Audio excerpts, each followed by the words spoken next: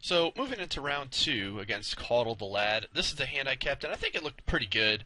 I start out pretty fast with a Centaur's Herald, and all he has is a Civic Saber, which is kind of cool. I go ahead and fix up my mana rather than play the Arrestor, just to get some extra value out of the guy.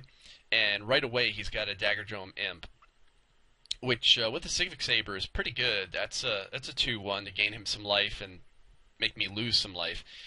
He comes in with that and plays a Niv-Magus Elemental. Kind of a weird creature. Obviously, I don't think many people like it, but pretty good with a Civic Saber, turning it into a 3/1 for 1. Not bad. So all I can really do right now is just crack open the Centaur and get a token on the board. And I draw a Concordia Pegasus, which is kind of nice, but I go ahead and throw down the Arrestor to arrest his Niv-Magus and get him for 3. Bring him down to 19 because he gained 2 from the Imp, and then I get my Pegasus up in the air. Now I wanted to have Giant Growth backup for the Imp, so I let him get in for 2 extra damage, and then all of a sudden he plays down a Thrillkill Assassin unleashed, or rather leashed, for some pretty good blocks. So I'm kind of stuck, because no matter what I have, it's going to end up trading with that. I do, however, play a Corsa's Accord, which gets me some extra tokens on the board. So I have some pretty good power, and he just has like a lot of little dudes. And then I draw an Azorius Justiciar, which is fantastic, because I can play that and still have Giant Growth up. So I can swing in for a bunch, and he does a mistake here that I've done in the past. He goes to play a launch party, sacks his guy, and then I don't know what he does, but he didn't end up killing one of my dudes. So I got in for a ton of damage. So he swings in, I trade with his Niv-Magus, leaving him just a Thrillkill Assassin to block, and that was probably just his idea, was that he would block with the Thrillkill Assassin. But I had a Cyclonic Rift to send that back to his hand at the end of his turn, and then I just swung in with a Giant Growth for just enough damage, 12 damage, to win that game there. So this was the setup I went with him. Bounce was obviously not going to be the best, so I went with the green, white, black setup. So I would have the launch parties myself and things like that, just take care of his creatures.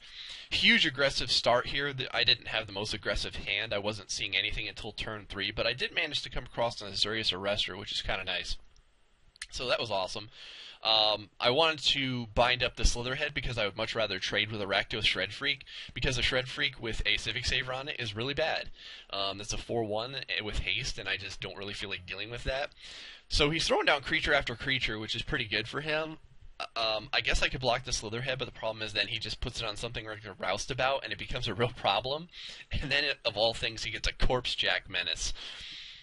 I do have an Azorius Justiciar, so I can get in for a little bit of damage, but if he puts down any counters or unleashes something onto the board, that Corpsejack Menace is just going to make it insane. And it's just kind of funny because I have all these common bonds in my hand. So he swings in for 4, bringing me down to 10, and I can't even block that Slitherhead now because it'll put 2 counters on something, and I just don't have enough creatures. I'm drawing a lot of tricks, but not a lot of creatures. So this is the part where everything goes wrong. I'm not really sure what happened here. My plan is to common bond the Justiciar twice to take care of the Dreg Mangler, and then just block the Roustabout and take a bunch of damage. But whatever happened, mtgo does what it does, and it ended up putting the counters on the Dreg Mangler, which doubled them, which made it like a 7/7, and then he died and charged, and I died. So this hand looks pretty fast. I have the Pegasus right out the bat. I've got my mana fixing, and I have a turn 3 and 2, rather a turn 2, turn 3, and a turn 4 play, and then I turn the Rhino, and then I pull the Rhino.